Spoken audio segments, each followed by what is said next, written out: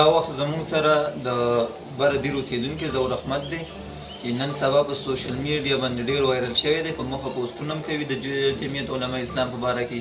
نو موږ به د ده نه اوس یو څو تپوسونه کوو چې داسې څه وجه ده، داسې څه خوبي ده چې د جمعیت والا سره ډېر سپورټ کوي او ډېر زیات مددګار دی.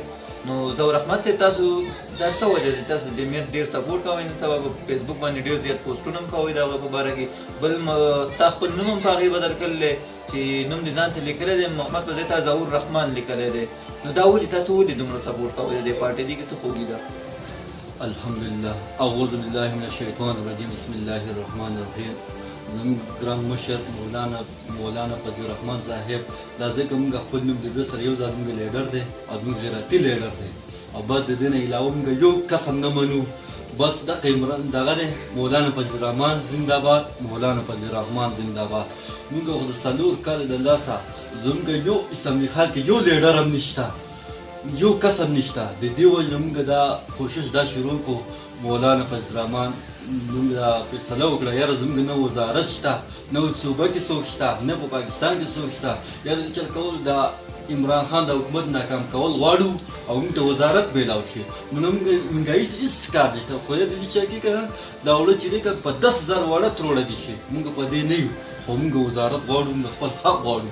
نه عوامو ته چې دا کم تکلیف دی که نه، مخکې به لږ شیز ګران چې تاسو به راووتئ او دا احتجاجونه به و، درنې به وي، اوس خو یو په 3 قیمت ګران شوی دی. نو تاسو اوس ولې نه راوځئ، څه وجه ده؟ موږ ته اوس 4 وزارت میلاو شو، موږ په موږ څه کار دی؟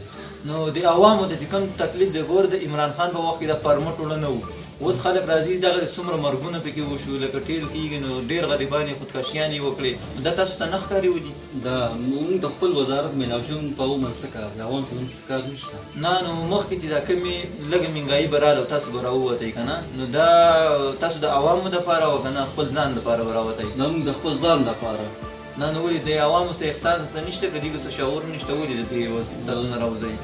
د عوامو سره زموږ د فکر او دغه نشته، موږ د خپل ځان او د لیډر سره زموږ فکر دی، موږ خپل ځان کامیابول غواړو، موږ خپل ځان موږ څومره کوشش کوو موږ د خپل ځان دپاره کوو، نه د عوامو دپاره کوو او نه د غریب دپاره کوو، نه د سیاست دپاره کوو. نو دغه وجه نه. نو ستاسو مولانا صاحب چې کومه دی، لکه مخکې به چې معمولي څه شیز وخوځېد، دغه دی ګورئ هغه ته 4 وزارتونه میلاو شو، لکه شیزونه ورځ په ورځ په پورته روان دي، ګرانېږي، او نه ستاسو یو کارکون راووت، نه د هغې باوجود هم په فیسبوک باندې دومره پوسټونه کوي چې ټول جمعیت والا سپورټ دی. نو زه خو یم چې مناسب نه ده چې دې وخت کې تاسو راونه وځئ، دا ولې؟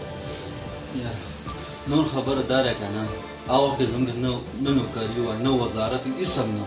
د مهنګایي موږ ته خو مهنګایي به معمولي څیز به ګران شو، موږ ته مهنګایي ډېره غټه ښکاري. موږ اوس په خپله وزارت میلاو شوی ده، خو دې کې داسې نه کېږي که نه، دا چې دی که نه دا وړه تروړه چې دی که نه په 10,000 هم شي، موږ ته هم هېڅ هم نه ښکاري. ولې موږ ته خپل فنډینګ میلاویږي 2 لکه 5 لک، دا زموږ بدې زموږ پوره ګزاره کېږي، او اوس موږ ته مهنګایي نه ښکاري. بس دغه خبره ده چې زما چې څومره خیال دی، لکه تاسو هغه وخت کې مولانا صاحب کې شعور و، او اوس چې د موجوده کم عوام دي، که د یوتیان دي یا د نور خلک دي، پی ټي آی والا کم خلک دي، زما خیال دی کې شعور نشته، نه راوځي څوک د دغې وجې نه، لکه حکومت هم په دې ډاډه دی او مهنګایي ورځ په ورځ پورته روانه ده که نه، زه هم چې داسې وي. بلکل صحیح ده.